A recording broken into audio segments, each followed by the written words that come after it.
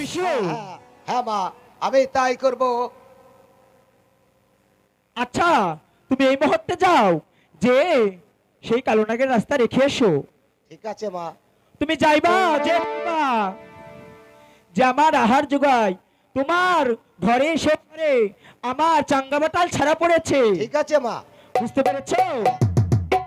চাঙ্গা বাটালের নাম দিয়ে যে সে আমার কালো নাগের রাস্তা রেখে এসো বাবা বিশু। ঠিক আছে মা, আমি তাই করব।